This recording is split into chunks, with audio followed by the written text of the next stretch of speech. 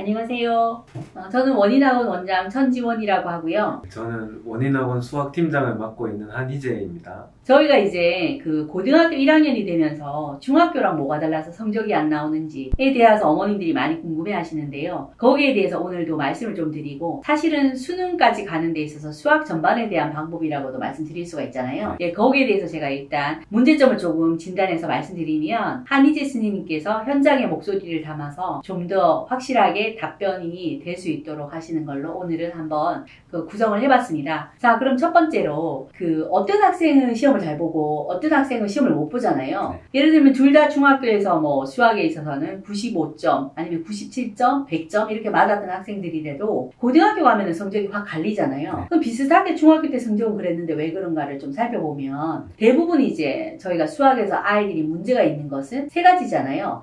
양이 안 차 있었다. 그 다음에는 속도가 너무 느리다. 그리고 나서는 어려운 문제에 대해서 심한 문제를 피한다. 제가 느끼기엔 요까지 정도인 것 같은데, 현장에서 스님이 보시기에는 왜 중학교 때 성적은 비슷했던 최상급의 아이들이라고 하어도 고등학교 와서 누구는 1등급이 되고 누구는 3등급이 되고 누구는 심지어는 4, 5등급이 되기도 하는 일이 벌어질까요? 이게 그렇게 생각하시면 될 것 같아요. 이 중학교 때까지의 수학은 이후에 수학을 잘하기 위한 교육의 기초공사라고 보시면 되거든요. 근데 이게 부실공사가 만약에 되면 저희가 공사를 아예 막 부실하게 하면은 겉에서부터 티가 나겠지만, 그래도 어느 정도 공사를 해놓은 상태에서 좀 안에 깊이 있는 것들, 잘 안 보이는 것들이 부실공사가 되면 이게 잘 보이지는 않지만 결국에 어느 순간에 누적이 되면서 무너져 내리는 것, 이거랑 비슷하다고 생각하시면 될 것 같아요. 그래서 중학교 수학까지는 내용의 깊이나 어떤 사고 과정의 길이, 난이도 같은 것이 애들이 좀 안 좋았던 습관이나 공부 방법 이런 것들이 가려질 수 있을 만큼 좀 깊지가 않아요. 그래서 사실은 중학교 때는 그런 문제가 가려져 왔던 거라고 생각을 하시면 좋을 것 같고, 이제 고등학교가 되면 공부해야 될 양도 늘고 난이도도 높고 하니까 이제 이전에 조금씩 쌓여왔던 그런 어떤 부실 공사의 흔적들이 한 번에 터져버리게 돼요. 그래서 가장 큰 차이가 난다고 볼 수 있어요. 이제 그런 문제들이 저희가 진단이 되면서 저희 학원에서는 이를 개선하기 위해서 333의 법칙의 수업을 적용하고 있잖아요. 첫 번째는 개념에 대해서 명확한 설명을 해주고, 그 다음에 이제 개념을 이어서 어떻게 연결해서 문제에 적용되는지를 풀 수 있도록 아이들에게 하고, 그리고 이 문제풀이에서 이제 오답 정리를 하는 게 이제 하나의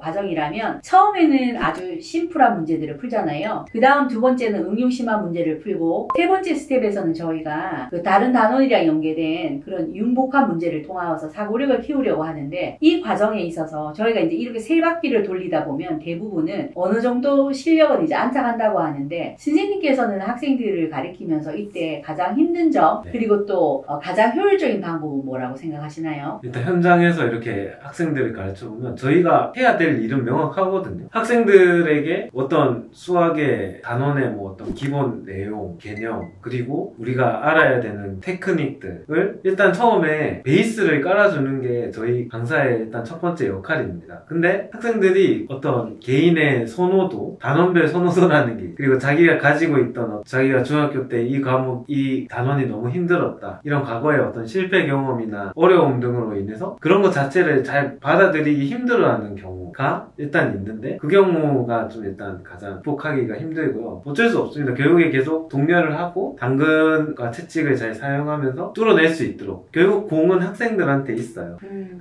저희는 조력자 역할을 하면서 이제 학생들이 너무나 힘들면 선생님한테 모든 것을 의지해서 같이 해결해 나가자는 식으로 잘 포장을 해서 얘기하거든요, 교묘하게. 근데 그때 이제 적당히 선을 그을 때는 그으면서 너가 이것을 헤쳐나갈 수 있다, 한 번의 돌파 경험을 일단 만들어주는 게 또 중요한 역할이라고 생각을 하고요. 그 다음에 이제 또 어떤 지점이 어렵냐면, 학생들이 같은 것을 반복하는 거를 상당히 싫어한다. 저희는 얘가 확실히 알 때까지, 그리고 이것을 비슷한 걸 봤을 때 그 사고가 자동적으로 나올 수 있게끔까지 훈련을 시키는 게 목표인데, 이전에 했다는 기억만 하고 내용은 제대로 기억을 못함에도 애들이 그걸 반복하는 걸 상당히 싫어한다는 점. 정도이죠. 그때는 이제 제가 이렇게 뭔가 그냥 아니 단순히 해야 돼 라고 얘기하기보다는 이따가 또 이어서 말씀드리겠지만 저희의 클리닝룸 같이 체계적인 시스템으로 이거를 반복할 수 있게끔 이제 학생들한테 당위성을 부여하는데 그게 이제 좀 또 어려운 지점이고요. 그 다음에 이제 세 번째는 어떤 부분이 또 좀 어렵냐면 속도랑 양은, 속도는 제 생각에 양이 차면은 아주 느린 친구도 교육이 어느 정도 수준까지 올라오는 것 같아요. 예, 그렇죠. 그래서 그 부분은 크게 걱정을 하지 않는데 이 심화 문제에 대한 해결이 참 쉽지가 않은 것 같습니다. 그래서 너희는 꾸준히 끈기를 가지고 도전을 해라 라고 할 수밖에 없는 입장인데 요사이 학생들이 일단 오래 생각하는 것 자체를 힘들어 하고요. 올해 한 문제를 40분씩 고민해봤냐 라고 하면은 뭐하러 그렇게까지 하나요? 라고 그렇죠. 말할 정도로 좀 오래 한 문제를 고민해서 푼다는 것에 대한 가치가 좀 학생들이 높게 보지 않는 것 같고 그래야 사실 수학이 느는 건데 그런 부분이 좀 아쉬운 점이 있죠. 네. 그런 부분에 있어서 저희가 이제 또 시스템적으로 네. 그 적용을 해서 해결하기 위해서 또 세 가지 방법을 생각했잖아요. 네. 지금 잘 실천하고 있는데 거기에 대해서 이제 처음 보시는 분들도 있으니까 뭐 설명을 드리자면 첫 번째는 사람이죠. 저희 학원의 선생님들은 다 수학에 있어서 굉장히 실력이 좋으신 선생님들이 있으시고요. 그리고 그 다음에 이제 이 실력을 예를 들면 지금 뭐 한 번 고시를 패스했다고 해서 공부를 안 하면 안 되잖아요. 예, 그것처럼 뭐 좋은 학벌에 좋은 실력이 있어서 저희가 채용을 했는데 계속 공부하기 위해서는 팀플을 하는 것도 저희가 굉장히 좋아하지만 사실은 선생님들께서 한희재 선생님 같은 경우는 이제 강의록을 만들어서 그걸로 이제 수업에서 계속 해주시는 거. 그 다음 문제를 또 저희가 뭐 시중에 있는 문제나 아니면은 그 프로그램에 있는 문제를 쓰기도 하지만 문제를 또 만들기도 하잖아요. 그 시스템으로 인하여서 선생님들이 이제 공부하신다는 것이 중요한 것 같고 그리고 나중에 이제 다시 말씀드리겠지만 모두 다 학생에 대하여서 점수를 내기 위해서 굉장히 열정적으로 가르치는 것. 이것이 이제 제가 생각할 때 사람에 대한 세 가지의 어떤 시스템이 원인학원 수학에서 가지고 있다면 그 다음 두 번째로는 이제 클리닝룸에 대해서 말씀을 드리자면은 저희가 이번 이제 기말고사 때부터 좀 본격적으로 클리닝룸을 운영하고 있잖아요. 클리닝룸에서는 처음에는 이제 숙제 과제가 얼마나 이제 잘 이행되었나를 체크하는 것이고 그 다음 두 번째는 데일리 테스트를 보고 물론 이제 중단원 테스트는 뭐 중단원이 끝나면 볼 것이고 그 다음 이제 프리뷰라고 해가지고 선생님 수업에 들어가기 전에 미리 조금 예습을 하는 그러한 기능으로 해서 이제 굉장히 아이들이 성과도 좋고 또 담당하고 있는 두 분이 또 잘하고 계시잖아요. 그 다음에 이제 마지막 세 번째로는 이 모든 과정에 있어서 학생들에게 개별로 저희가 뭐 디렉션을 주고 이제 시험 때는 맞춤 교재를 주자고 해서 이제 맞춤 교재를 주기도 하는데 앞으로는 이제 내신 기간에는 또 학교별로 저희가 좀 내신을 좀 더 깊이 있게 고민해서 만들어 줘야 될 것 같은 그런 생각들을 가지고 있잖아요. 그럼 이제 이렇게 저희가 이제 시스템적으로도 세 가지를 뭐 지금 진행하고 있고 현재 이제 앞으로 좀 더 개선해서 해야 되는 방법이 있는데 이렇게 했었을 때 선생님이 느끼시기에 사실 뭐 예비고일들 같은 경우는 11월 달에 이미 시험을 봐서 이거에서 이제 적용 대상이 아니었다면 다른 학년들은 이제 이것의 적용 대상이었는데 어떻던가요? 직접 수업을 해보신 입장에서는? 일단은 학생들 올해 지도해본 경험으로 말씀을 드리면은 제가 예전에는 혼자 이렇게 학생들을 잡고 제가 원하는 수준에 이를 때까지 계속 그냥 옆에 함께 있으면서 시켰거든요. 네네. 그러다 보니까 어떤 비효율성이라는 것도 발생을 하고 저도 어쩔 수 없는 사람이다 보니까 원래 수학은 뭐 기본 개념 당연히 탄탄해야 되고 이제 양을 많이 한다는 거는 결국에 어떻게 보면 리스크를 줄이는 거거든요. 다양한 문제, 뭐 어떤 스타일로 나올지도 모르는 문제인데 누구든 수학 강사님들은 다 선호도가 있어요. 문제에 대한. 그러니까 저도 어쩔 수 없이 제가 생각하는 중요한 문제들에 대한 어떤 편향성이 있단 말이에요. 근데 클리닝 룸에서 이제 선생님들도 봐주시고 여러 명의 손을 타니까 놓치는 부분도 점점 줄어들고 학생들은 다양하고 골고루 부족함 없이 이렇게 케어를 받으면서 그리고 제가 혼자 볼 때는 저는 사실은 학생들을 한 명 한 명 이렇게 들여다보고 싶어서 제가 강의록도 개별로 이렇게 네네. 만드는 이유가 학생들한테 1대1로 설명을 해주는 거를 선호를 해요. 그리고 어떤 하나의 뭐 방식을 고집한다기보다 얘가 가장 잘 이해가 쉽고 올바르게 오개념 없이 그리고 테크닉도 잘 적용할 수 있게끔 만들어주는 목표라서 그래서 개인별로 이렇게 강의록을 하는 거고 클리닝룸에서도 이제 개인별로 이렇게 학생 맞춤식으로 선생님들께서 봐주시는데 가장 좋은 점은 이렇게 여러 명의 손을 타면서 빠지는 부분이 없게 된다는 거. 그리고 문제풀이를 내용을 들여다볼 수 있다는 게 저희가 처음에 생각했었던 이상적인 시스템에 가까워진다고 생각을 해요. 예전에는 이렇게 클리닝 룸이 없었을 때는 어쩔 수 없이 이렇게 얘가 어떻게 풀었나를 다 이렇게 들여다볼 수는 없었거든요. 네. 근데 이번에는 클리닝룸도 생기고 선생님들께서 학생들이 프리 노트도 작성을 하잖아요. 그래서 이제 주 단위로 프리 노트도 검사를 하고 얘가 제대로 숙제는 풀었고 어떻게까지 문제를 풀었나, 문제를 어떻게 풀었나를 들여다보기 시작하니까 학생들이 어디가 부족한지 저희가 회의도 하고 공유도 할 수 있고 수많은 피드백을 할 수 있게 돼서 하면서도 참 보람찬 일이라고 생각을 하고 있어요. 네, 그럼 이제 시험에 대해서 조금 말씀을 드리고 싶은데요. 시험에 대해서 두 가지로 제가 이제 여쭤보고 싶은데, 첫 번째는 수능과 내신과 데일리 테스트에 대해서 이제 조금 말씀을 듣고 싶은데, 사실 수학 공부라는 것은 제가 생각할 때 대입을 향한 수학 공부는 마라톤에 해당하는 것 같아요. 그런데 이제 수능이라고 하면은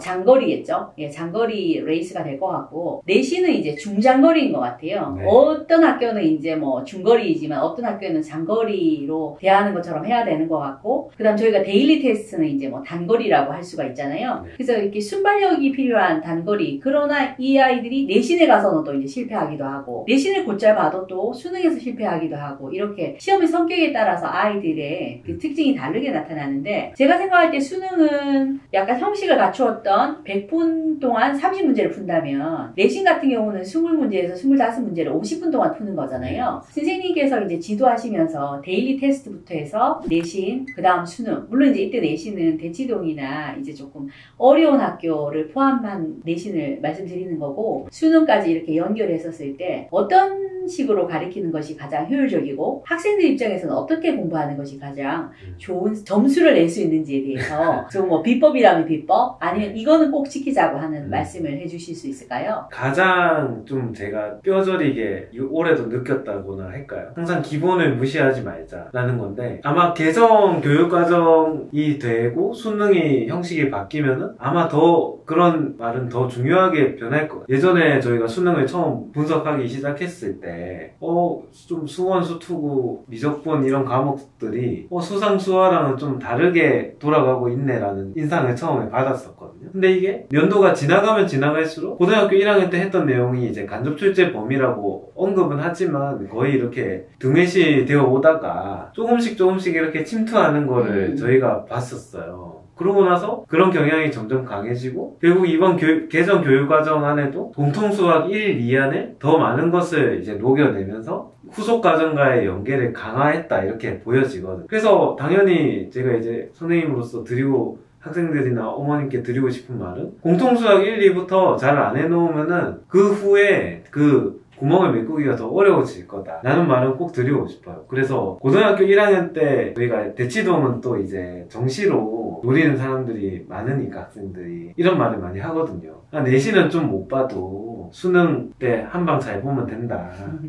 근데 이제 제가 드릴 말씀은, 그게 내신이 수능의 출발점이고 수능은 또 뭐 면접이나 이런 거에 출발점이고, 모든 공부를 좀 이렇게 목적성을 갖고 하는 것도 중요하지만 다 연결된 것으로 좀 보고 그렇죠. 꾸준히 공부를 잘 해야 된다 라는 얘기는 꼭 드리고 싶어요. 그러면 이제 지금 말씀하셨는데, 대입에서 우리가 이제 중요한 시험이 수학 시험이 3가지가 있잖아요. 네. 수능을 잘 보는 것, 그럼 뭐 사실은 의대를 가거나 어디를 가려면 다 맞아야 되잖아요. 만점을 맞아야 되는 거고 있고, 그 다음 두 번째로는 이제 논술 시험이 있고, 네. 그 다음 세 번째로는 서울대 구술이 있잖아요. 네. 그 3가지를 선생님께서는 의대 가는 아이들을 지도하실 때는 다 이제 가르쳐 보셨잖아요. 네. 한 학생에 대해서도 조금 말씀을 해주시면 좋을 것 같고, 한 명이 수능, 논술, 구술을 할 때 어떻게 지도하셨는지, 네. 그 각기 어떤 다른 전략을 써야 되는지도 좀 네. 말씀해 주시고, 아니고 이제 수능에 맞다, 논술에 맞다, 이렇게 구술에 맞다, 이렇게 사람도 유형에 따라서 조금 네. 하나 좀 나누어서 말씀해 주시면 감사할 것 같습니다. 일단은 논술이나 뭐 구술이나 수능이나 교육의 수학 누가 잘하는지를 평가를 하는 건데 많이 다르죠. 정말로 많이 달라요. 제가 예전에 막연하게 가졌던 생각은 교육에 다 잘하는 놈이 잘하는 거 아닌가 했는데, 사실 일부는 맞는 말이거든요. 수학은 네. 원래 타고난 학생들은 원래 잘하는 거고, 네네. 이제 저희가 얘기하는 거는 후천적인 노력이 들어갔을 때 어디에서 더 성과를 좀 크게 보일 수 있냐. 사실 그런 거에 되게 관심이 많으시잖아요. 모든 네네. 분들이. 근데 제가 보기에는 논술은 일단 당연히 쓰는 거를 잘해야 되는데 이게 저희가 막 내신이나 수능의 평가 방식에 익숙해서 답을 내는데 상당히 익숙해져 있던 학생들이 논술도 오래 준비하는 학생들도 있지만 대부분 기간이 짧잖아요. 수학을 네네. 준비해왔던 거에 비하면은. 그러면은 단기간에 그게 되지 않아요. 아무리 연습을 시켜도 결국에 쓰는 게 잘 안 되고, 그래서 결국에는 모든 걸 장기적인 관점에서 봐야 돼요. 그래서 어릴 때부터 풀이를 좀 열심히 쓰고 얘가 그냥 단순한 문제 하나를 푸는데도 과정이 딱 정렬이 되어 있고 체계가 잡혀 있어 하는 애들은 논술을 하는 게 괜찮아요. 근데 막 어떤 애들 보면은 중구난방으로 막 푸는데 답이 잘 나오는 애들이 있어요. 생각을 잘 해가지고. 이런 애들은 쓰는 거는 잘 못하지만 자기의 창의적인 생각을 할 수 있고, 생각을 말로 정리해서 하는 거는 말은 어떻게든 계속 연습을 시키니까 쓰는 것보다 빨리 늘더라고요. 네. 그래서 좀 그런 말적이 좀 부족하지만 수학적인 재능이 있고 답을 잘 낸다, 수학적인 감이 있다 하는 학생들은 구술을 하는 것도 나쁘지 않아요. 네. 근데 이제 좀 다 평범하고 대신 나는 열심히 좀 공부를 해서 양으로 그리고 테크닉으로 노력으로 뚫어낼 수 있어 하는 거는 또 수능에 가장 가깝다. 네네. 그러면 이제 시험에 대해서 이렇게 되는데 결국에는 뭐 잘하는 애들이 다 잘하긴 하죠. 맞아요. 네. 구체적으로 저희가 이제 다음번에는 또 네. 그 어떻게 하면은 네. 등급대별로 네. 한번 말씀을 드리는 시간을 갖도록 하고 오늘은 이만 너무 길어지면 또 어머님들도 싫어하시니까요. 네, 이걸로 마치도록 하죠. 예. 네.